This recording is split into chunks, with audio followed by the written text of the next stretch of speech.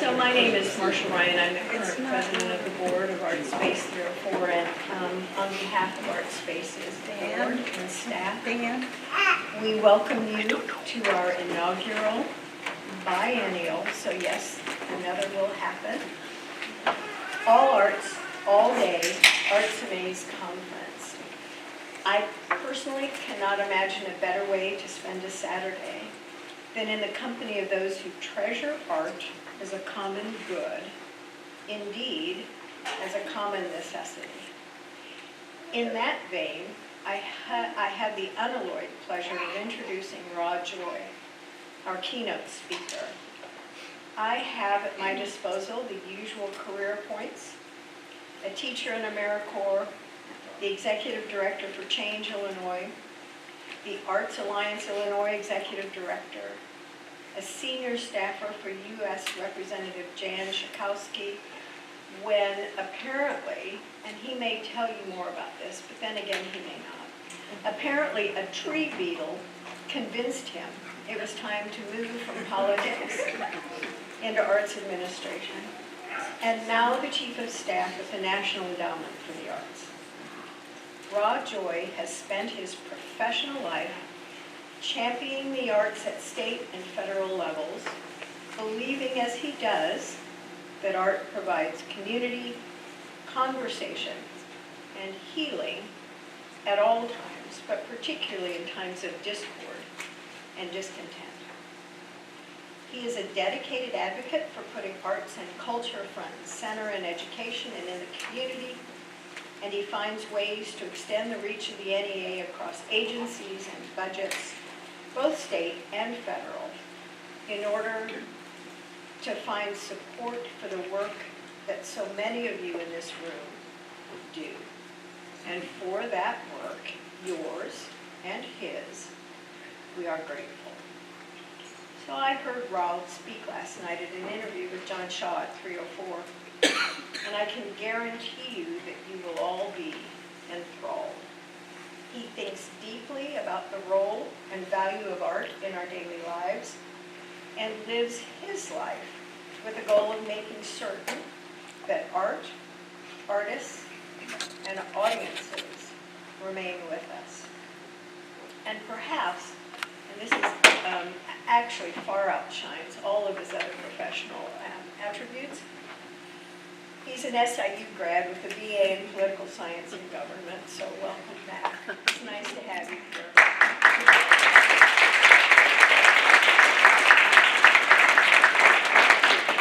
Before I actually turn the stage over to him, I would be remiss if I didn't thank our partners in producing this event: Good Chaos, the Illinois Arts Council, the City of Carbondale, National Endowment for the Arts, Illinois Humanities, John A. Logan College, and Arts Alliance Illinois.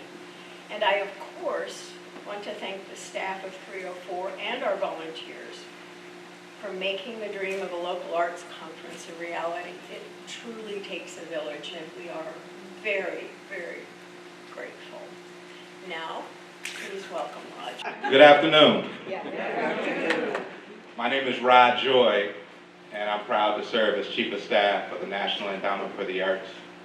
And it gives me great joy to return to my home state of Illinois, to return back to Southern Illinois for this important conference. I want to express gratitude for our hosts and the entire team at Arts Space 304 for this very kind invitation.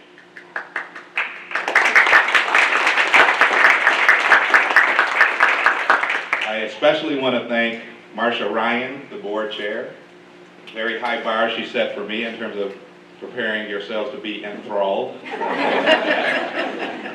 I want to thank Chuck Binya, who's the director of Arts Space 304.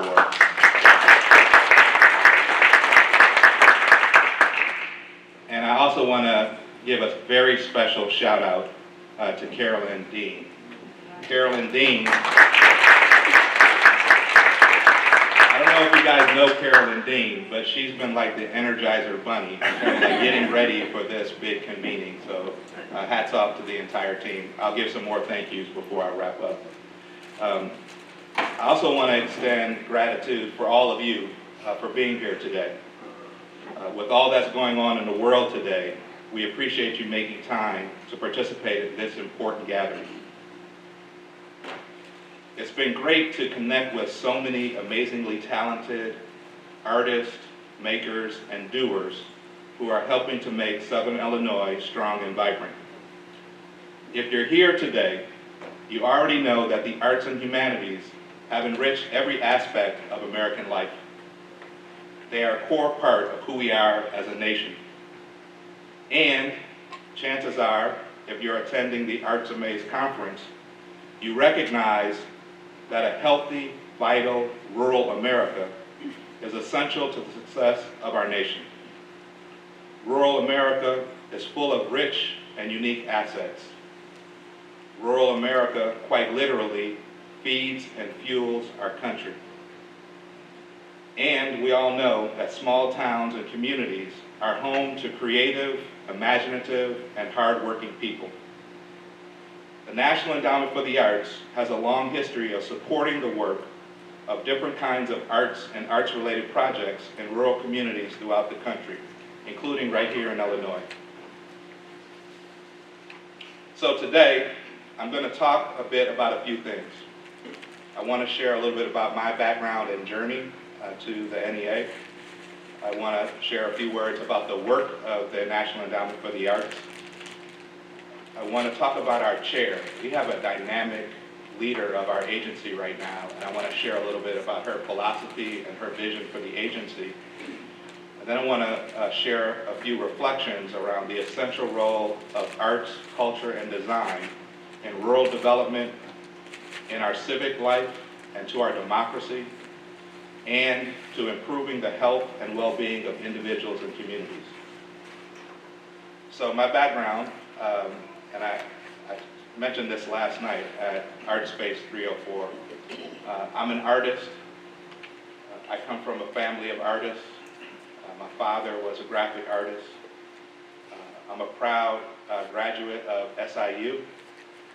And for many, many years, a lifetime ago, I served as executive director of Arts Alliance Illinois, our statewide arts advocacy organization. And it's great to see a table right outside for Arts Alliance Illinois. So I know firsthand that our artists, our theaters, our museums, our dance companies, our symphonies, our cultural organizations are one of our nation's greatest strengths and some of our most precious assets. I believe in my bones that culture and the arts are a core part of our nation's civic infrastructure and social fabric. None of the things we say we want to achieve as a nation of opportunity and justice are possible without the intentional integration of arts, culture, and design into all facets of our lives and the systems we rely on to care for each other. The arts and humanities help us make sense of the world. They offer us different ways of thinking, feeling, and being. The arts are a source of inspiration and innovation. They help us see our commonalities and our meaningful differences. They help us protect and advance our humanity and that of our neighbors. The arts are critically important to our well-being as individuals, as communities, and as a country. My sidekick Dan, next slide, please. So, a little bit about the National Endowment for the Arts. Established by Congress in 1965, the National Endowment for the Arts is an independent federal agency that works to support access to the arts in all 50 states, the District of Columbia, and across the U.S. territories. The agency is the largest single funder for arts and arts education in America. This is a photo of President Lyndon B. Johnson when he signed the legislation that created both the National Endowment for the Arts and the National Endowment for the Humanities. And we are approaching next year the 60th anniversary of our agency. By advancing equitable opportunities for arts participation and practice, the NEA fosters and sustains an environment in which the arts benefit everyone in the United States. The Arts Endowment awards grants for projects to nonprofit organizations nationwide. 40% of the NEA's grant-making budget is awarded directly to states through their state and regional arts agencies, reaching millions more people in thousands of communities. I want to give a special shout out to the Illinois Arts Council. We have a long-standing partnership with the Illinois Arts Council, and I want to recognize Jackie Banks-Malum. Jackie, please raise your hand.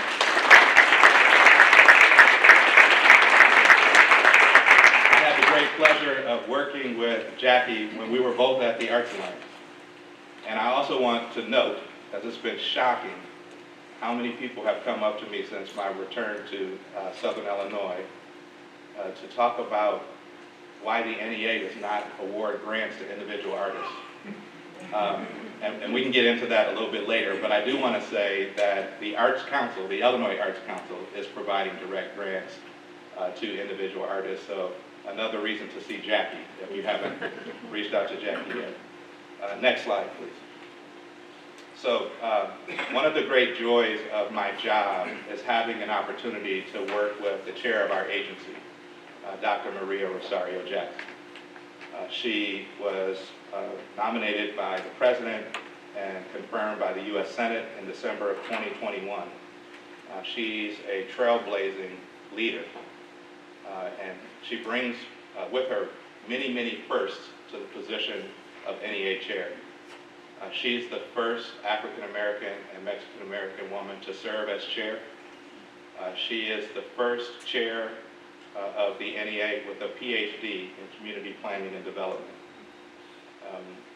If she were here, she might talk about her experience in working in issues of housing and public policy. When she was rising in her career, people would ask her, hey, you really care about these serious issues of community development and housing and public policy. Why are you studying and pursuing this art stuff? And her reaction to that, her line for that, is that if around the world and throughout the ages, you look at strategies to disempower, the first thing that is tampered with is one's ability to make meaning, to ask questions, to have aesthetics, to express yourself creatively, to do things that we do through art. And if this is something that is so powerful that it has to be tampered with in order to control or oppress, why don't we understand it as core to building? And that's her general philosophy, is the arts, culture, and design are a key ingredient to building healthy and thriving communities. Next slide, please. So our chair believes in unleashing the full power of the arts. And to do so, it requires that the arts not exist in isolation, that they not live in a bubble, that they should be infused into everything that we do. She believes that the integration of arts and culture relies on an expansive, inclusive set of ideas or core principles. And it's been fascinating to see so many of these principles in action in my short return to Southern Illinois. The first is the ability for all people to make sense of the world, to own their own stories, and be creatively expressive on their own terms. That's a key element to a healthy existence. The second concept is that art and cultural engagement must include, very importantly, professional production and experience of art, but it can't be only limited to that. It must also include making, teaching, learning, and so many other verbs. It must include art as part of our daily lives and lived experiences. This connects to this core idea of artful lives, the ability to lead an artful life. Third, we must recognize that art process can be just important, if not more important, than art product.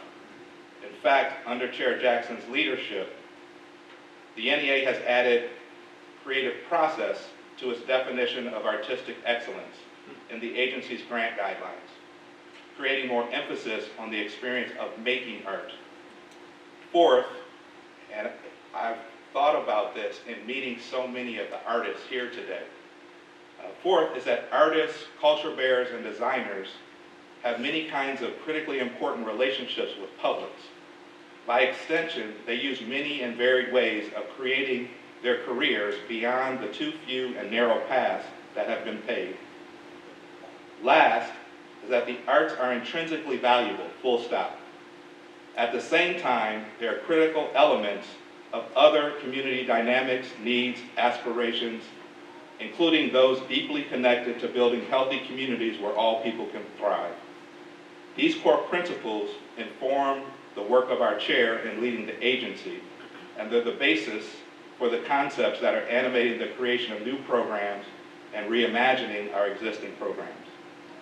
Next slide. So, I think we skipped a slide. So, there's this go back a slide, please. Okay. There's this concept of arts at the intersection, or this idea of arts in all policies and programs. It's a core belief that the arts should play an active role in all facets of healthy civic and community life.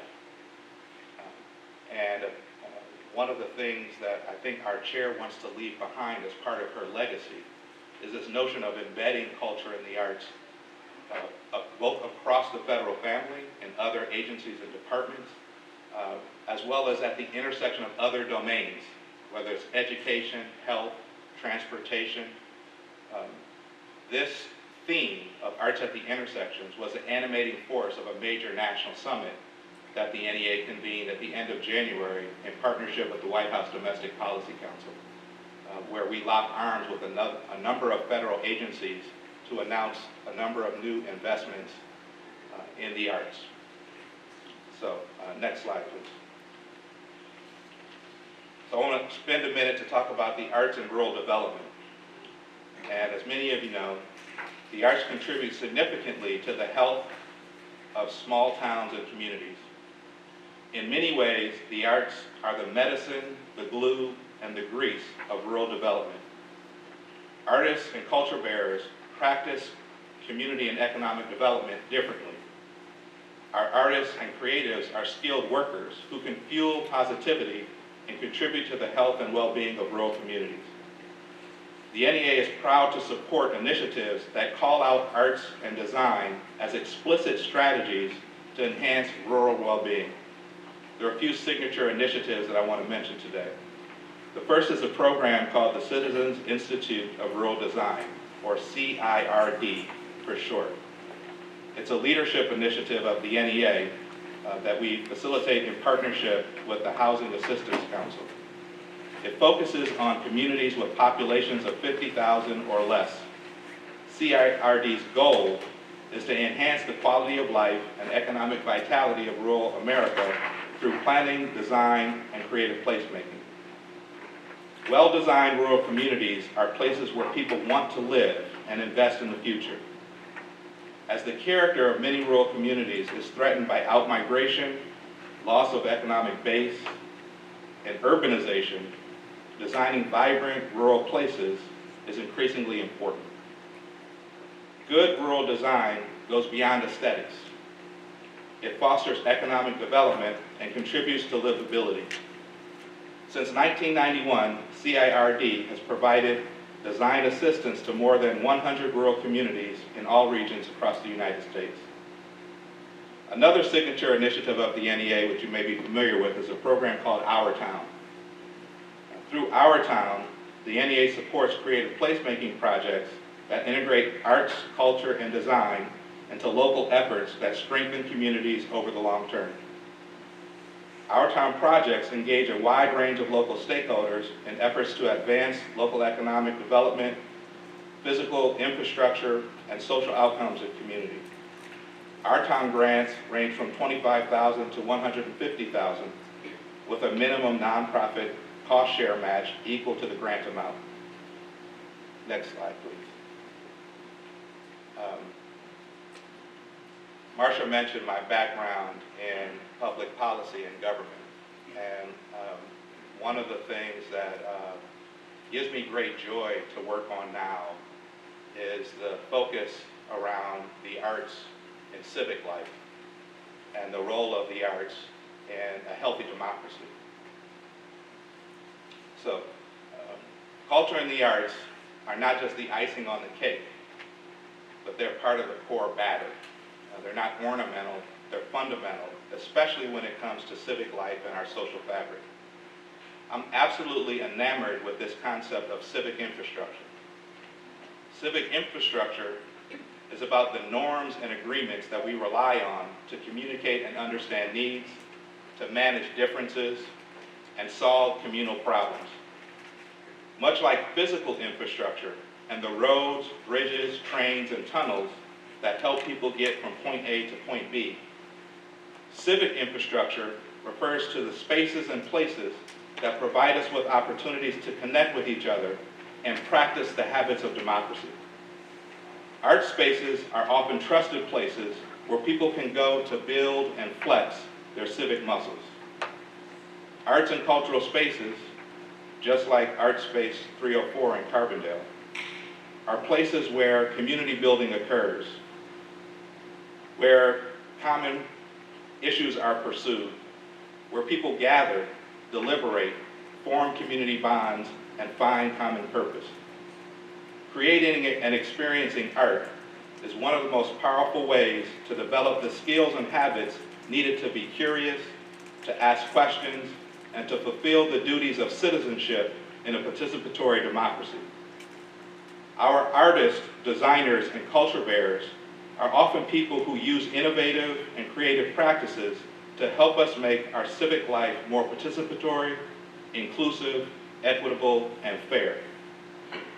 Our cultural organizations play a vital role in sustaining this civic infrastructure and allowing it to thrive. The NEA is working to highlight and strengthen the role of the arts and civic infrastructure on both the local and national levels. Next slide, please.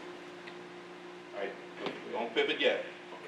All right. I brought a very special guest with me to talk about arts and health. And that's the 21st Surgeon General of the United States, P. Vic Murthy. He's going to talk a little bit about the role of arts as medicine, how culture can help us address trauma, and the role of creativity in building connected communities. This video excerpt was taken just a few weeks ago at the national summit that I mentioned on arts and culture. Thank you, Dan. The arts are just as important as the sciences.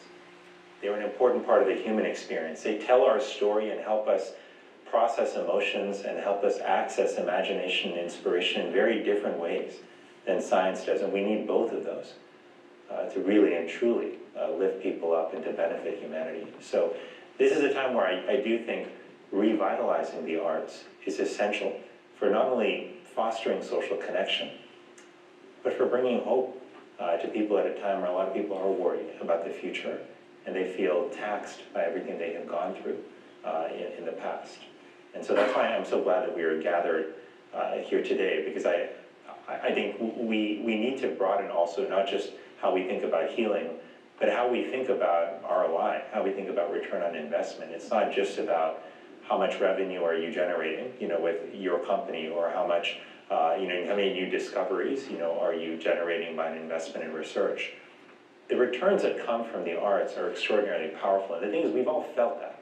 Not just the people in this room, but anyone who has been able to enjoy the arts, whether it's taking in a beautiful concert or enjoying an exquisite piece of art or creating either one of those, knows that there is something intangible and powerful about the arts. I have been in circumstances like low points in my life when I've struggled, sometimes in an overly intellectual or cerebral way, have tried to break down my problem on a piece of paper and try to figure out what I can do in terms of addressing solutions in hopes that that will make me feel better. A lot of times it hasn't, but then I will find a piece of music that touched my heart years ago, and in a matter of seconds, it lifts me up and gives me hope in extraordinarily powerful ways. Music has the power to change the mood of a person, of an audience, instantaneously. art can do that as well. And I prescribed a lot of medicines as a doctor over the years. There are few I've seen that have that kind of extraordinary instantaneous effect on the nervous system, on human beings as a whole. So music is medicine, the arts are medicine, and the arts are a source of healing. And that's why they deserve prioritization and the investment of our country, and they deserve our attention as we get into communities and think about how to address this loneliness epidemic. We've got to rebuild institutions, cultural institutions that can bring people together to create art, to enjoy art, to learn more about art. This has got to be a part of how we recover post-pandemic and how we build more connected communities. I want to wrap up by going back to this concept of artful lives. And as Chair Jackson has traveled, she's spoken around the country about this core concept of enabling all Americans with the opportunity to live artful lives. With this opportunity to live artful lives. And I'm also going to harken back to some of the comments made by our comptroller, Susanna Mendoza, earlier today. Because this notion of artful lives is not just experiencing art as an audience member. It's this notion of making, teaching, doing. It includes the amateur and informal arts. And I think the comptroller mentioned singing in the shower, line dancing. I don't know if it's sip and paint. Basic, simple ways. Our chair talks about the importance of our everyday aesthetics, the clothes that we wear, the food that we eat. That notion of an artful life has so much resonance to me.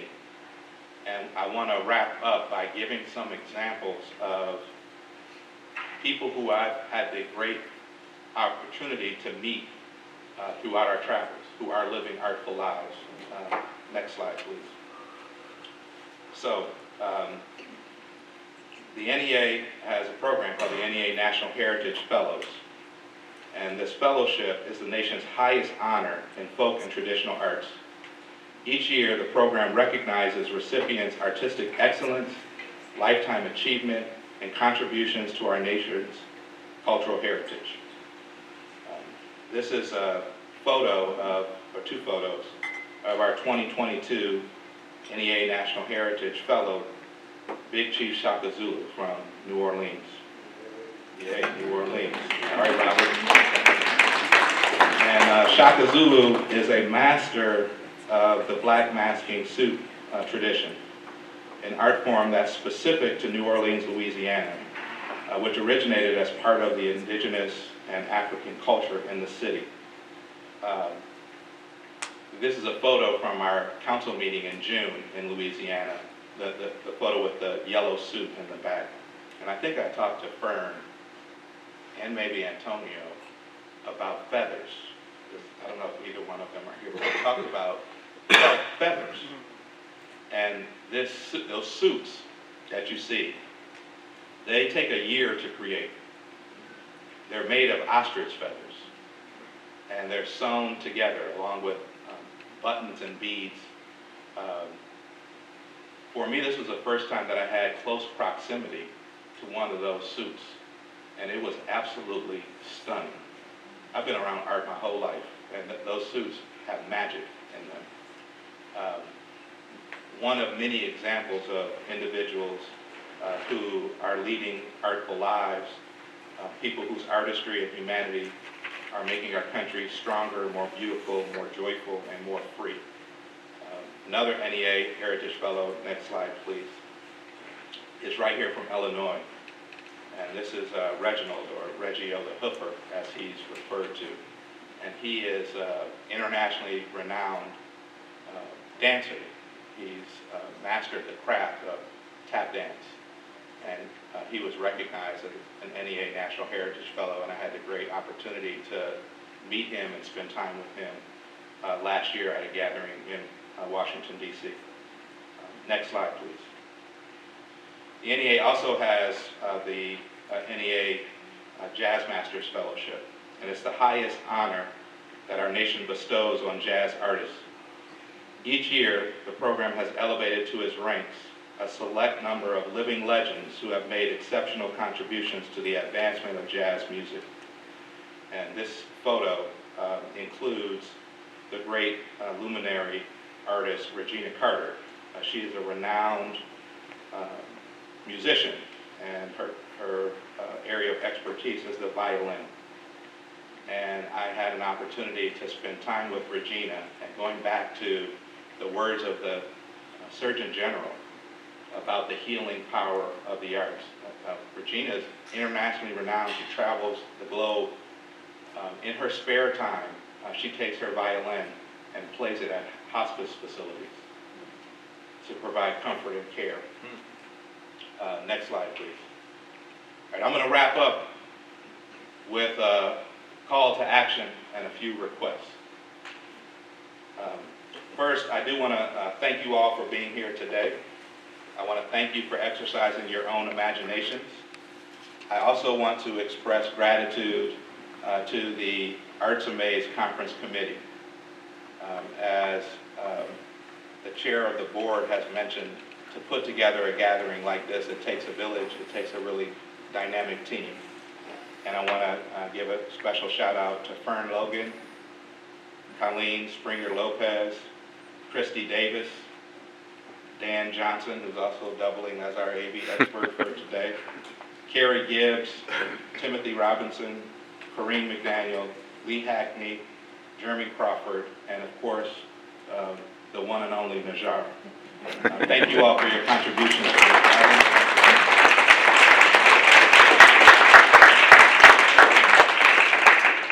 I'm going to make a request, actually 3 requests. The first is if you want to learn more about the NEA, and actually if you want to learn more about the grant-making process, how our grants are awarded, or what it takes to receive a grant, I'm going to ask that you consider serving as a panelist at our agency. Panelists play a significant role in reviewing applications for funding. Most panelists are arts professionals who are qualified by their activities, training, skills, and experience in one or more art forms. Every panel also includes a layperson, someone knowledgeable about the arts, but not engaged in the arts as a profession, whether full-time or part-time. I know many of you have received NEA grants. If you're interested in getting a grant, one of the best ways to learn more about our grant-making process is by serving as a panelist, and I ask that you consider doing so. Another thing that I ask that you do is stay connected with the NEA. I mentioned our national summit at the end of January. We have our NEA Jazz Masters Tribute Concert coming up in April. We have activities happening all across the country, and following us online is a great way to stay connected. My final ask is that you consider the NEA a ready resource, not just today, but every day. Thank you all for having me.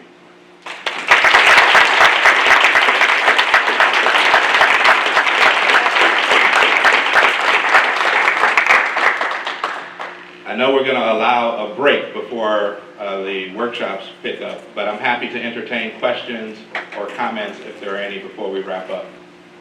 I was just curious, you mentioned jazz. A very indigenous part of American music is blues.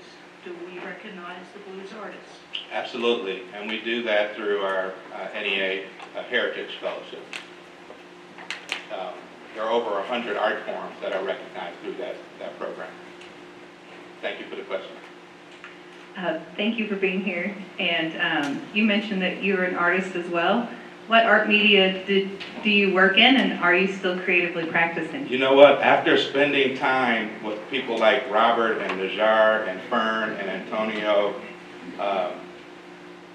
and so many, Cynthia, her husband John, I met so many creative people and am inspired by their craft. And I wish I did a better job of managing work life and my creative self. And it really encouraged by the folks in this room that do that well, like Najar, wear many hats. I'm a visual artist. My work is mostly in charcoal and pencil. It could be described as surreal. A lot of it is political in nature. Probably a good thing I'm not doing that these days. I'm also like really fascinated by folks, and so many folks in this room, that have more than one artistic discipline or art form, or what can happen now with the technology that's available to us. But I want to get the rust off my creative muscles, so to speak. But thank you for the question.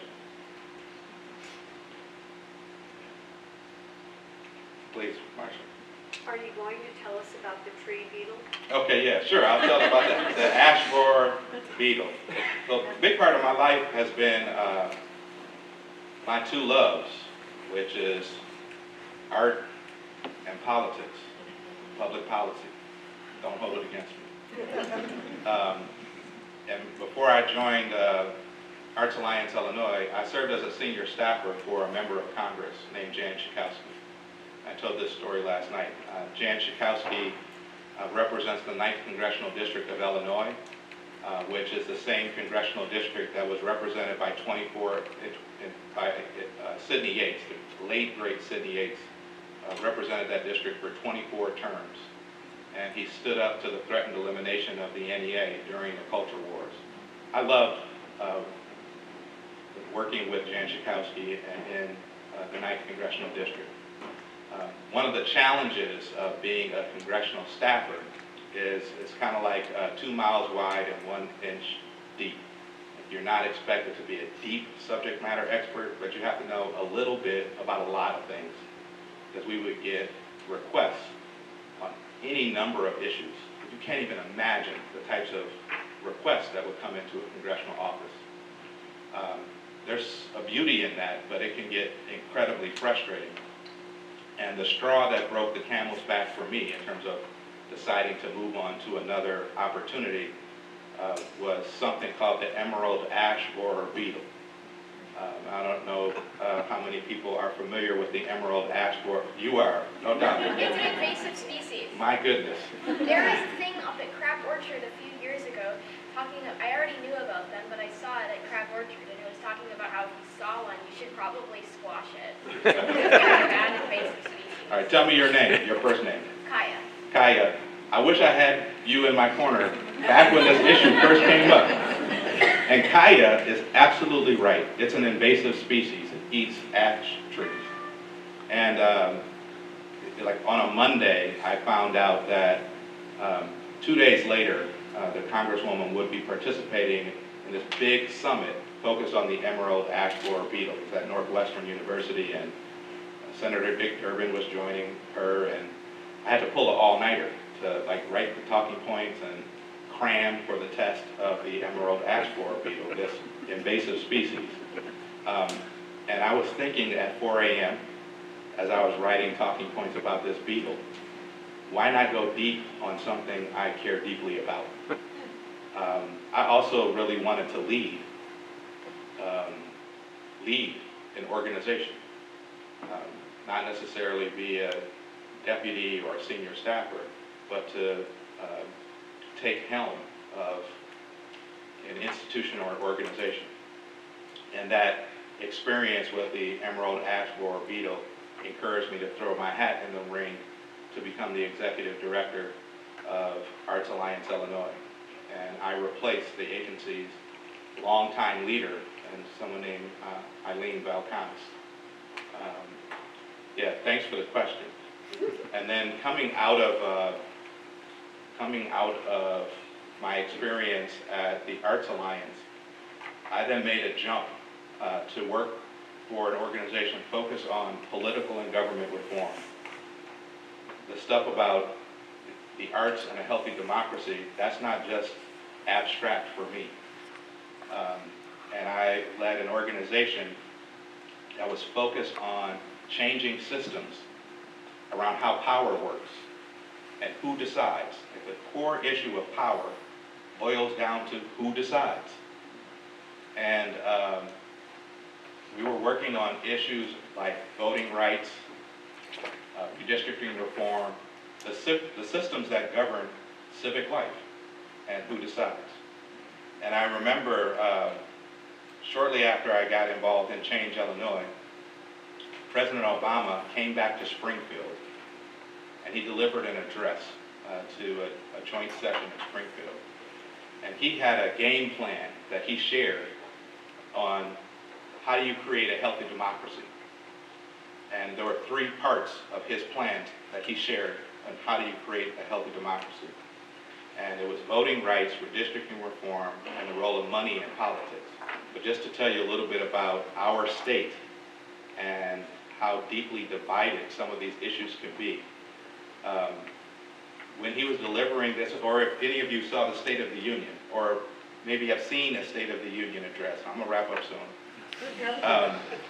where sometimes half of the room sits up and yay, and the other half sits down. So President Obama is talking about these issues of creating, fostering a healthier democracy, giving people more power. And when he was talking about redistricting reform, because at the time there was a gentleman named Mike Madigan who controlled that process. Like it was his process. He was a Democrat. So it wasn't politically popular to go against Mike Madigan, especially then. It became more in vogue a little bit later. But when he was talking about redistricting reform in Illinois, all the Republicans stood up and they cheered. And then when he talked about voting rights, who laughed? Yeah. You must be familiar with Illinois. So when he talked about voting rights, it was the complete opposite. The Republicans sat down and Democrats stood up and cheered. And at that time, I was leading an organization, another statewide organization, that was working on both of those issues to help cultivate systems that are more fair for the people. But it was another, I don't know that the Emerald Ash Borer motivated me to move from the arts to political reform, but it was another great leadership and learning opportunity. And now in Washington, I mentioned this last night, I do feel like a kid in a candy store because we have a unique opportunity to forge partnerships with other agencies and departments to get them to embrace culture and the arts and unlock resources that can help artists and arts organizations. That is a great gift. And trying to take full advantage of the time that's available to us to both work across the federal family with other agencies and departments, and then to work along the vertical axis with regional, state, and local partners. And I mentioned this, and I'll say this publicly, so the NEA has long had very strong relationships with state arts agencies. That's a known. We are, under the leadership of Chair Jackson, investing more deeply in local arts agencies. Local arts agencies have proximity to what's happening in communities. They have their finger on the pulse of the community. And with that deepened investment in local arts agencies and local leadership, I hope that there are more opportunities to collaborate with Arts Space 304 or whatever you may be called in the future. Thank you all for having me.